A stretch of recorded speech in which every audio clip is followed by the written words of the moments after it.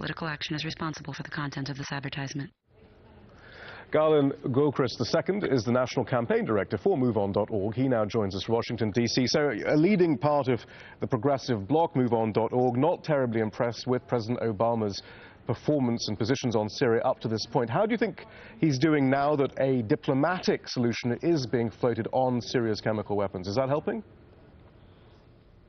Well, we are enthused that now the president and the administration are considering taking action other than dropping bombs on Syria, which is something that the overwhelming majority of MoveOn members, as well as the overwhelming majority of the American people, do not support. So we're happy about these developments and want to see them taken to their logical end. But didn't the events of the last few hours suggest that the administration wasn't necessarily as enthused as you are about this diplomatic solution? They were rather sort of pushed towards a position of being more positive about it than they had intended to be.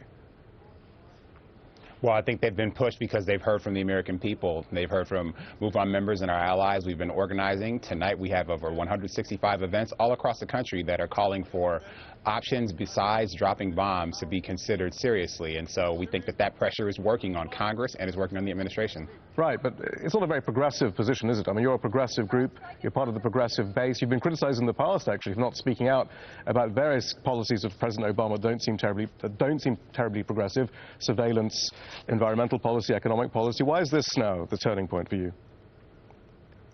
Well, we've been speaking out very strongly against military airstrikes in Syria. We do not think that Congress needs to authorize this use authorize the use of military force. And so we want to see that not happen. When that vote does come up, it's been delayed, but when that vote does come up in the Senate, we want to see it voted down. We want to see it voted down in the House as well. We don't think dropping bombs is the answer, and our position has not changed on that, and we're going to continue to organize around the country, around the clock.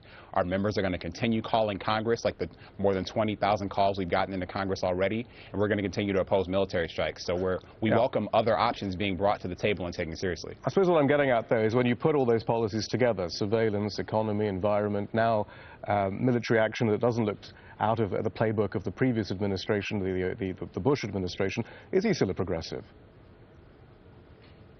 Right. We reject military action here. We do not want to see the military take action and drop bombs in Syria. So can you call President Obama a progressive anymore?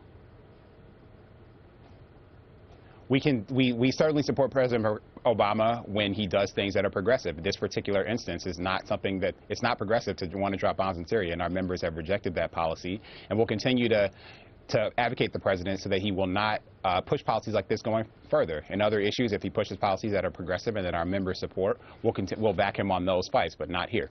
But you don't think he takes you for granted? I mean, in the past, he's been actually more critical of his progressive base often than he is of the right wing. He doesn't seem to care too much about what the progressives think, does he? Well, I think that the events of the last few days and even the last few hours have demonstrated that the progressives should be taken very seriously. MoveOn members should be taken very seriously, and we have been. That's why there's been so much reticence in Congress to vote for this military intervention. That's why I think the administration is now wanting to walk back this authorization of these military force proposal, because progressives have stood up, and we've been joined by some strange bedfellows here, and now there's a united opposition against these military strikes, and we're going to continue to be a part of that. Garlin II, thank you very much. Thank you for having me. At least 55 people have been killed in gun battles in the Central African